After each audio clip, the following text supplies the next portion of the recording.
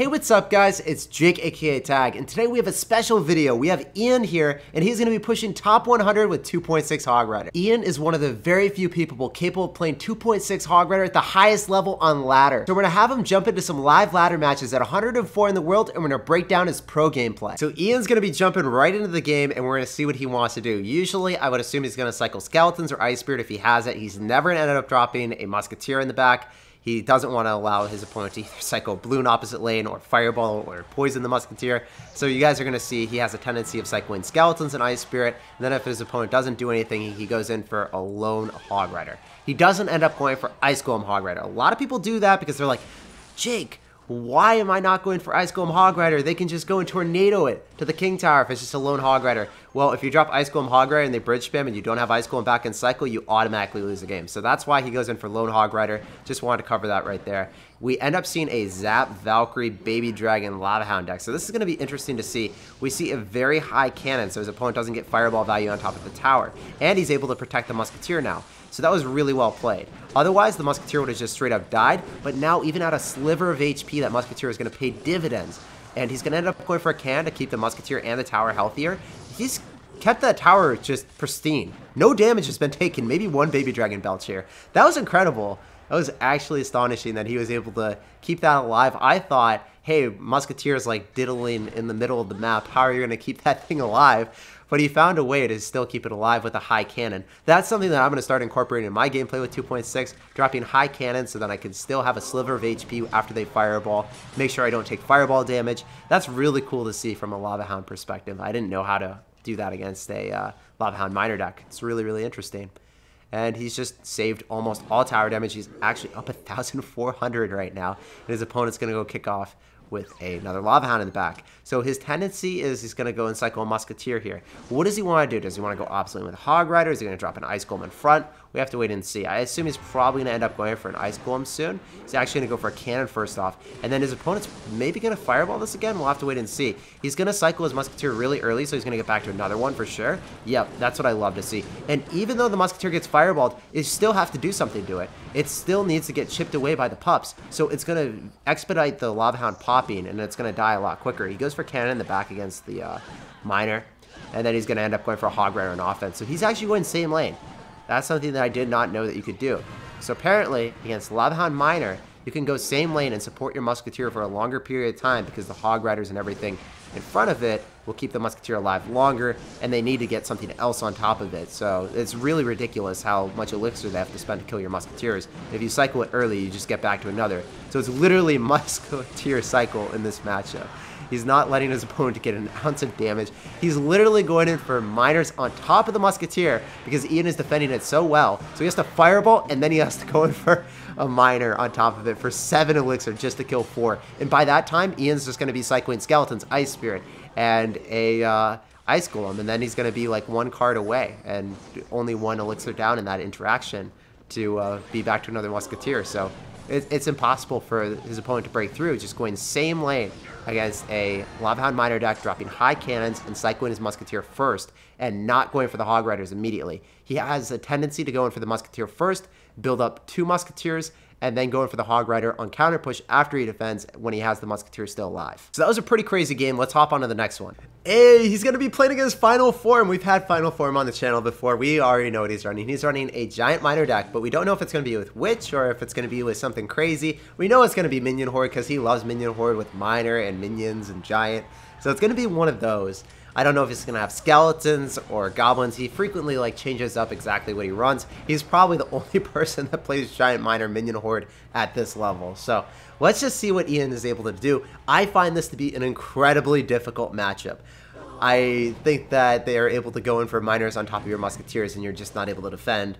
And it just gets really awkward when the Minions or Minion Horde gets anywhere near your tower.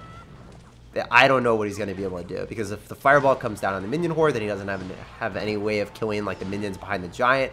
He's going to end up going opposite lane of the Giant, always applying opposite lane aggression whenever the Giant is placed at the river. And this is the issue. Those minions right there, what do? He's going to Fireball the Musketeer as well. That was really threading the needle to hit everything. That was kind of crazy. Just so formulaic with his defenses here. He's going to end up having the miner take a lot of damage on his tower. And as we're about to see, guys, if there's miner plus zap and you have skeletons, it's going to be very difficult for you to be able to defend. So what we're going to see what Ian do is he's going to still drop the skeletons. He's going to drop it to get some damage on the miner. So then his opponent's forced to do a zap and do a negative elixir trade. And then he's going to take that elixir advantage and pressure on the left-hand side with the Hog Rider. So how is he going to defend against this minion horde? Minion horde's out of cycle now. So that's really, really good. So now he doesn't have to save his fireball. Like, he doesn't have to drop his fireball on top of that. But it's going to be the same thing over and over again. I think he's going to have to fireball these minions. His final form is really intelligent. He knows it's just like P.E.K.K.A at the river against Expo with minions. So you just end up going P.E.K.K.A and you go minions at the river against Expo, and then they have to fireball every single time. It's the same principle with having that tank with the minions, and it's really, really difficult. You're going to have to fireball that, or you're going to have to fireball the minion horde every single time. And usually final form, because he's a good player, is going to make him fireball the minions instead of the minion horde. But if you guys are playing someone in GC, you will fireball either or. Just in this situation, he's never going to get the positive elixir trade because final form's too good to allow that to happen. So he's going to end up fireballing the minions again, and he's going to consistently save the cannon for the giant. He's not going to be dropping that, trying to predict the miner. Don't do that. You can do that sometimes against other like miner control decks. You just simply cannot do that here. So he's going to end up going for a Hog Rider on the right-hand side. He's going to pre-log the guards. Really well played, man. That's actually super ballsy, too. Because 2 elixir in this type of game where every elixir counts, if you don't hit the guards, it's really, really rough for you. So he's going to drop Skeleton's Ice Spear. He's already making his way back. He's already making his moves back. Is he going to fireball that? He is going to fireball it. Oh my gosh, that Hog's going to get so many hits. I knew he's going to do it because he ended up having an Ice Golem in front. There was no reason for him to do it otherwise. And now he has to drop a Musketeer on defense. He's going to drop a Skeleton's Round right on top of the Muskie. And he's just played this so well. I guess he can probably go in for another Ice Golem and Hog Rider here. I wonder if he's going to end up going in for like a pre-log on top of the guards or something. Guards do come down. He's going to log now, and then he's going to fireball. Oh my gosh, did you guys see that? He logged back the guards, broke away the shields, and then fireballed to kill the remainder, so then the Hog Rider got the last hit. That was absolutely disgusting. Really well played, Ian, and I think that was just a masterclass on how to win that game. As you guys can see, he doesn't spend so much elixir defending. He just drops skeletons when he has to. He has to fireball the minions, he'll do it. Most of the time, he's playing super aggressive, and he's spending all of his elixir making sure that his opponent's on the back foot, so then his opponent is dropping like minion horde that dies to like skeletons plus musketeer, and then he cycles back to another Hog Rider. So if you're playing defensive in this matchup, you will 100% get overwhelmed. You need to go in for as many Hog Riders as possible. You need to make sure that you bait out your opponent's counters inefficiently so then they can't scramble together a really aggressive offense. As you guys are seeing in these games, very rarely do a giant or golem player even have the breathing room to go in for their giant or golem, or they'll just lose the entire matchup to Ian right away. So let's go hop right on to the next one and let's see what Ian has in store for us. Unfortunately, we had some technical difficulties with my Wi-Fi, but we're here in the game now. Ian is going to be playing against P.E.K.K.A. How is he going to be playing against P.E.K.K.A, guys? Let's wait and see. So he's going to end up dropping the flame emote already. He's like, I don't want to play against P.E.K.K.A, but he's going to end up playing against P.E.K.K.A anyway. Let's see what's up. He's going to end up dropping the Musketeer, and he's going to have to defend this. I hope he's going to drop Skeletons and no Cannon or an Ice Golem. Yeah, he's going to be saving that Cannon every single time for the Batarang, as you guys are about to see. He's going to end up dropping the Ice Golem to go and kite the bridge spam to the opposite lane, and he's going to log. So, how are you going to defeat P.E.K.K.A with the new buff to it? Its range is incredible against Hog Rider, especially with Electro Wizard to just shut you down. What is your game plan here, Ian? P.E.K.K.A in the back is just... you can't push into that. So what are you going to do? Are you going to cycle Musketeer on the right, or are you going to go Hog left? He's going to end up opting to go in for the Musketeer. So that's what he's going to cycle first. He's not going to cycle the Cannon because its health deteriorates. So he's going to go in for the Musketeer before dropping anything. Then he ends up going in for the Hog Rider, and he does not fall for the trap card of getting poisoned. He does not drop the Cannon immediately inside the poison. He drops it afterward. Then he goes in for another Musketeer. So the key thing that I've seen from Ian, he just cycles that Musketeer like it's a Tesla and you're playing 2.9. That's the card you cycle, guys, and then you counter push with the Hog Rider in front. So he's going to go opposite lane because he sees a Dark Prince, and that Ice Golem should body blocks, allowing the Hog Rider to get one hit if his opponent doesn't snowball. But his opponent does snowball, so that doesn't happen. This is way more difficult. If his opponent had Zap, he would have gotten a hit there. But his opponent ends up having Snowball, so no such luck. He's going to drop a Ice Spirit just to make sure that he's going to be able to keep the Cannon alive, so it's able to damage down the P.E.K.K.A a little bit quicker. He's going to go for a Hog Rider now to bolt back the P.E.K.K.A again, and he's going to go for a pre-log. Oh my goodness, man. Absolutely killing the game here. So what are you going to do, dude? Bandits coming at you right now. Are you going to end up, yeah, yet again, never dropping the cannon. He's just going to end up going for the Ice Golem, Ice Spirit, cycling back to that Hog Rider viciously, so then maybe he's able to outcycle the P.E.K.K.A. But the P.E.K.K.A.'s still there. He's probably not going to get a hit if his opponent, okay, his opponent did not snowball. That's actually really, really good for him. Going to go for an Ice Golem, and then he's going to go in, oh, that's actually going to push towards the tower with the cannon, so he has to Ice Spirit. That was really unfortunate, but he's going to stay alive. He's going to Ice Golem so then the Barbarians don't lock on. He's going to have a Bandit coming at him. He doesn't have Ice Golems. He's going to have to go for a Musketeer. He's going to eat a little bit of damage. He's going to log everything back, and he's going to reset. Sometimes that happens with the battle and just bypasses the cannon. It's very frustrating when that happens. I'm sure you guys can relate. So Ice Spirit's going to come down to stun the Dark Prince, make sure it doesn't charge. He's going to fireball that Magic Archer. He's done that before. He's doing it again. You always fireball those Magic Archers. Immediately sees the P.E.K.K.A, goes opposite lane. He's like, I'm not dealing with that today, sir. And he is going to get a couple hits if his opponent doesn't snowball, but again, his opponent snowballs. So he's going to end up dropping another Musketeer. This is going to be a really drudgerous and long one, boys. There's 1,600 HP on the right, and he's getting damage on both sides because he's consistently seeing the P.E.K.K.A and he's just going opposite lane. It's way, way easier if you guys are playing against Zap. You can actually break through against P.E.K.K.As if you have the Ice Golem. Unfortunately, he's just not getting too many hits there. He's going to get one, though. That was more than I thought, guys. I wasn't too optimistic about seeing a Electro Wizard Snowball P.E.K.K.A deck. But he's going to end up dropping the cannon early on. He's going to Hog Rider when his opponent does not have Elixir for the P.E.K.K.A. He's going to force out an Electro. And then he's going to probably go drop... Yep, he's going to go drop the Musketeer. Exactly what we're thinking. He's going to drop the Musketeer. It's going to go and kill the Electro Wizard. And because of the range of the P.E.K.K.A, he actually had to go in for an Ice Golem, unfortunately. That would have gone to Chomp right on top. And the P.E.K.K.A shuts down the Hog yet again. Man, is that card unbelievably strong right now against Hog Rider. That would have never happened before. It's like P.E.K.K.A is on steroids now, guys. Ice Spirit's going to come down. It's going to end up making sure that the P.E.K.K.A is going to get stunned long enough, and it does not get a hit on the Musketeer. Perfectly calculated. He's going to log everything back. Is that Hog Rider going to get a hit? He's going to go fireball the tower now and the Dark Prince. He is really close. I think he is just like 2 more logs, 2 more fireballs away, and then the game is his. So he's going to end up going for another Hog Rider. He's going to log. He's going to hit the Dark Prince, and he should be able to fireball out after this. That is it, boys. Ian is won. He has done the impossible. The P.E.K.K.A Snowball with Electro Wizard. That's incredible, guys. I can't believe he played someone that has P.E.K.K.A and Snowball.